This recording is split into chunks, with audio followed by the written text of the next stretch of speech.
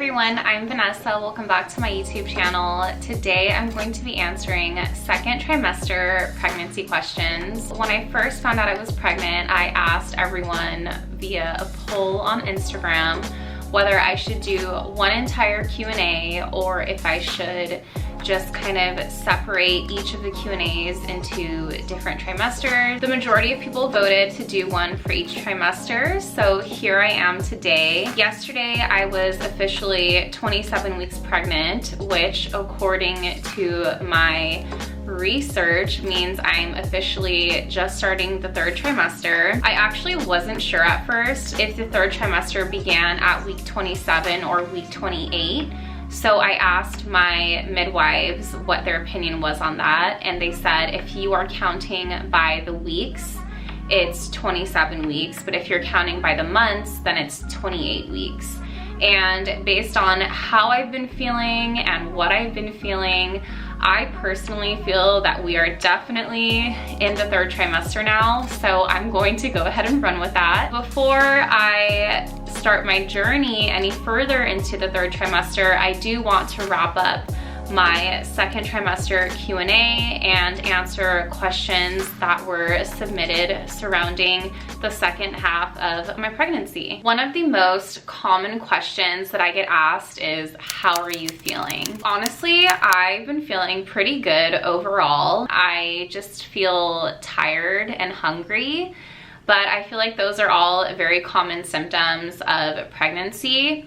I feel like my hunger has kind of come in waves throughout different parts of my pregnancy. I've definitely always had a big appetite, but especially in certain points in my pregnancy, I have an insatiable feeling of hunger. For example, I can eat an entire burrito and still want something extra, like a taco or dessert, or, you know, I still feel like I have room for more food. Lately, I've been feeling pretty tired, and I just started the third trimester, so I feel like this is still relevant to the second trimester, but maybe more so the end of the second trimester, is that my exhaustion levels are kind of coming back, and I think that's probably correlated to the baby doubling their weight and just starting to, you know, grow a lot more than they were before.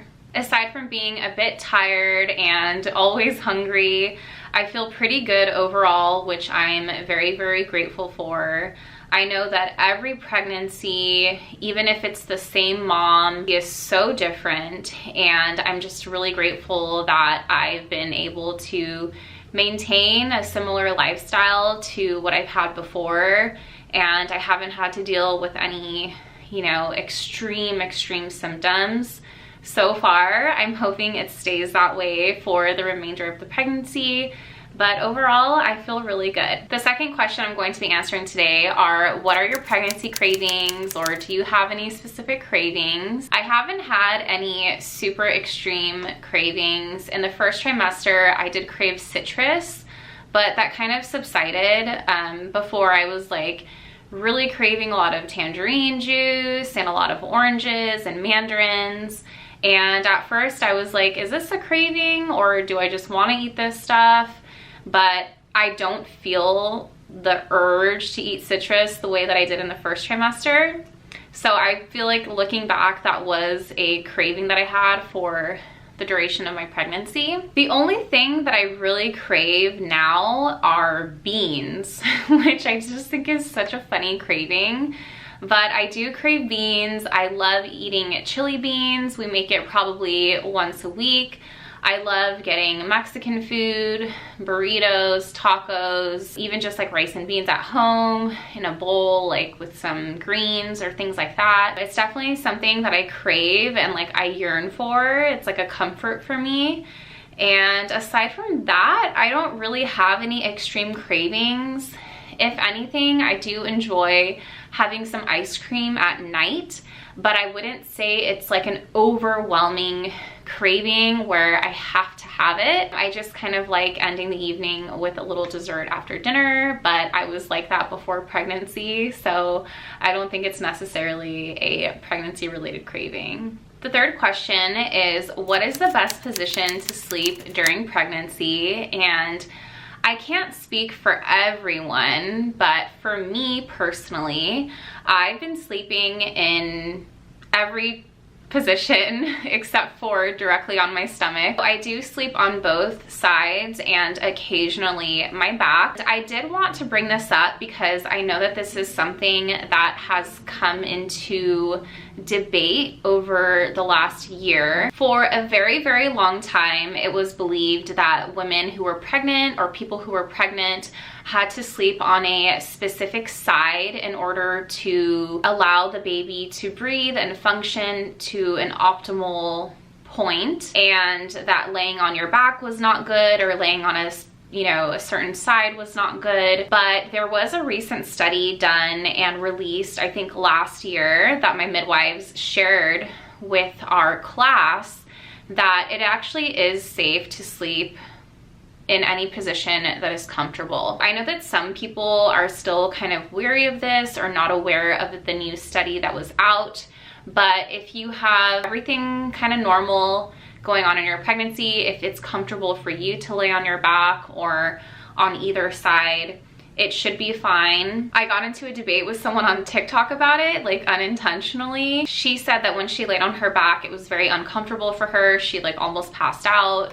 You know, if that's the case, then don't do it. As far as I'm concerned, I've been able to lay on my left side, my right side, and on my back. I kind of try to not lay directly on my stomach, but apparently if it's comfortable for you, it's okay. So I'm not a doctor, this isn't like medical advice, but this is just the information that my midwives shared with me. The next question is, have you had much back pain in the second trimester? For the most part, no, not as extreme as it could potentially be. I will say I've been having some sciatica pain. I do have to stretch it out occasionally to kind of help the pain subside. I do feel now that I was coming to the end of the second trimester and the baby is getting heavier, that I have had to like crack my back a bit more, and I've just been like a little more just like feeling more heavy, and I just feel it more in my body. I wouldn't say it's necessarily painful aside from like the sciatica discomfort that I have occasionally, but I am currently on the market looking for a prenatal chiropractor because I do kind of have, I don't necessarily have like a bad back, but I do have a very large curve in my lower back. And even before pregnancy, I would have discomfort in my lower back, and it kind of, you know, travels up because you have like, your spine is just like one, you know, it's like all connected. It is something that I'm starting to notice like a bit more, you know, like some tightness in certain areas. Chiropractors can also ensure that your baby is in a good position when it comes to the time of delivery. So it is something that I'm going to pursue, not something because I'm like in a whole bunch of pain and discomfort like chronically, but just sort of to ease some kind of the kinks that I'm having, and to make sure the baby is head down when it comes time to deliver. The last question is definitely like a sensitive subject. I feel a little bit controversial, but they're asking, how do you feel about circumcision? I personally feel that if it's for religious reasons, I respect it. If you choose to do it with your child, I respect it. For me personally, I feel that it is outdated.